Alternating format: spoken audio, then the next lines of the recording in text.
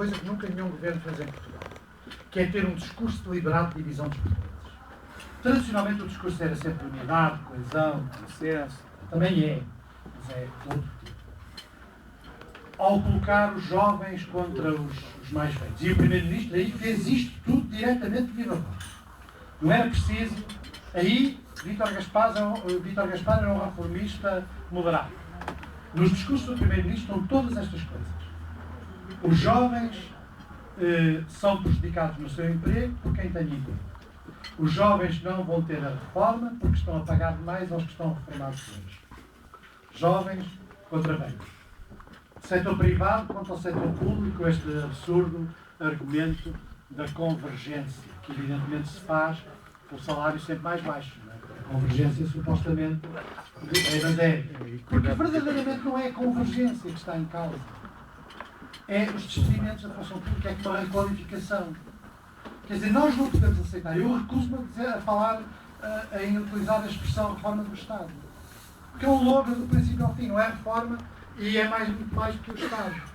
Portanto, o que é que acontece? Acontece que este discurso da divisão, mais novos contra mais velhos, profissão contra profissão, privado contra público, é um discurso eficaz.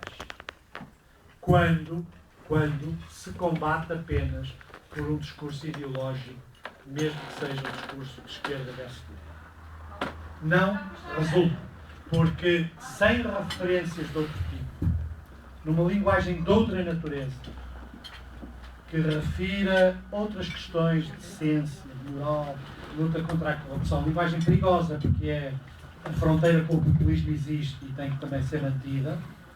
Sem isso, a tendência é para quem tem 3 cadeiras e o vizinho tem 4, achar que olhar para o vizinho e não olhar para si, para quem está a tirar cadeiras a todos. E infelizmente este discurso tem tido sucesso. E este discurso vai perdurar muito para além deste governo. A desagregação da sociedade portuguesa, a divisão dos portugueses uns contra os outros, a divisão dos mais pobres com os mais pobres com os remediados com os um bocadinho menos remediados. Este tipo de destruição dos laços que unem uma sociedade é muito destrutivo da conflitualidade social e sequer da mobilização social. Num certo sentido, é por isso que as manifestações do que se lixa a Troika e as manifestações da CGTP são 2 mundos diferentes. Não quer dizer que as pessoas não participem em ambas, algumas, mas são 2 mundos diferentes. Que efetivamente se pensam como 2 mundos diferentes. Num lado estão empregados, mais velhos, reformados, cuja estética, chamemos assim, das manifestações é muito tradicional e clássica, muitos do PC, muitos da CGTP, muitos socialistas, e do outro lado está uma juventude filha de pais radicalizados, portanto, pais que estão a sofrer, que se radicaliza e que cede muitas vezes à facilidade da mobilização pelas redes sociais, que não tem estruturas organizadas, cede a um certo culturalismo. A última manifestação tinha um slogan que eu, com toda a franqueza, acho que não mobiliza ninguém, não há becos sem saída. Está bem, quer dizer, que se lixa, a própria ideia do que se lixa a Troika, do meu ponto de vista, não é a Troika, é que se lixa o governo, não é a Troika. Porque para a maioria das pessoas é o governo, não é a Troika. Não estou a dizer que a Troika não tenha responsabilidade. Mas, como já dizia o presidente Mao Zedong, é em nome de uma memória antiga, as causas externas atuam pelas causas internas. E, portanto, para nós, antes da Troika, está o governo que mobiliza as pessoas, é a animosidade contra o governo, que também pode incluir contra a Troika. Mas quando a Troika se for embora daqui a um ano, os problemas alteram-se?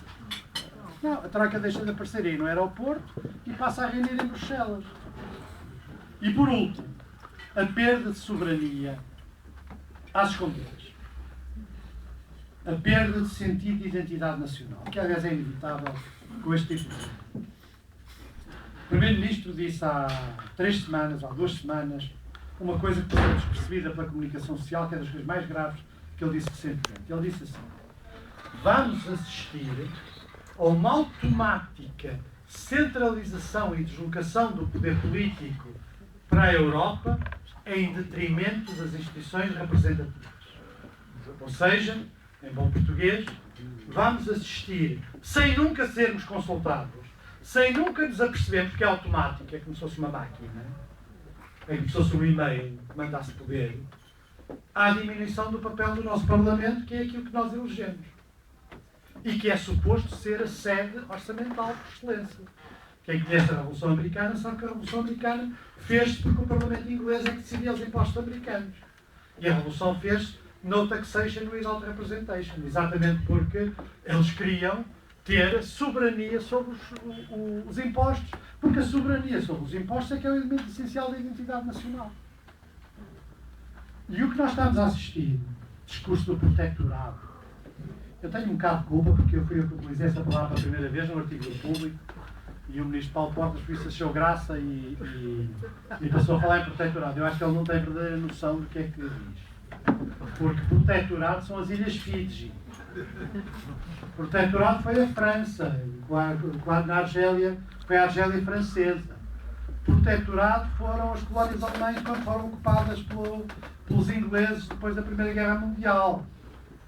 E eu, por acaso, já escrevi antes, e tive a vergonha de ver agora isso num editorial do Jornal de Angola, que é, eu estou a imaginar, um ministro dos negócios estrangeiros da Venezuela, por exemplo, recebeu o ministro Paulo Portas e dizer, então, protetorado, bom, então qual é o país que é protetor? Qual é o Gauleiter do protetorado da Boémia e Morádia que controla? São perguntas com inteiro sentido. Como ministro dos negócios estrangeiros não pode falar em protetorado. Eu posso. O ministro dos negócios estrangeiros não pode. E agora tem o Jornal de Angola a dizer que Portugal, que está numa situação de protetorado, tem menos independência do que a Guiné-Bissau. A bufetada é gigantesca. Ninguém liga. E isso é outro problema grave, que é a dissolução do sentido de identidade nacional e do sentido patriótico. A perda de referências de uma comunidade que tem 8 séculos de história, que não precisa, que é europeísta, que é a favor da Europa, que é a favor da integração da Europa, mas a quem ninguém deu, a nenhum governante, o direito e a autoridade de fazer uma deslocação de soberania autonómica. Ou seja, não controlada pelos portugueses. Antigamente, se isto fosse um país a sério, isso era traição. A palavra é essa. Está lá, está na lei. Um dia alguém se lembra de levantar um processo por essa matéria.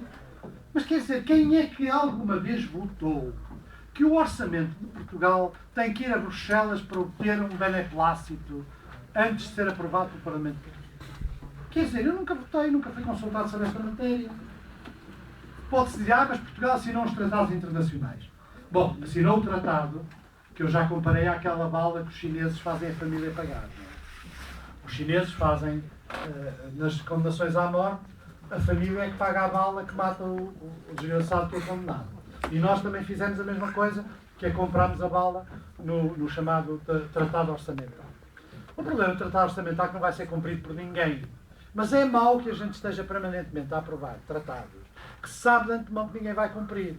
Vejam lá os números e as datas e vejam lá se nós, que era suposto no próximo ano termos 2,5 de déficit e já estamos a discutir se temos 4,5 e provavelmente vamos ter acima de 5, o que é que significa zero? Não há, é por abstração. Sucede que o tratado, para além de muito provavelmente ser inconstitucional, ainda não entrou em vigor. Mas é engraçado ver que ele já é utilizado na argumentação política como se estivesse em vigor. E mesmo assim não implica necessariamente uma deslocação de soberania. A conjugação destas coisas todas mostra que nós estamos numa crise gravíssima. Da democracia, da sociedade, da nossa identidade cultural e política e do nosso sentido nacional. Como é que vamos sair disto? Quando começamos as perguntas, depois eu não tenho nenhuma solução miraculosa, mas algumas coisas eu sei que se tem que fazer. A começar por discutir isto. Mas depois veremos. Bom, já falei demais. Muito obrigado pela vossa atenção. Estou à disposição de todos.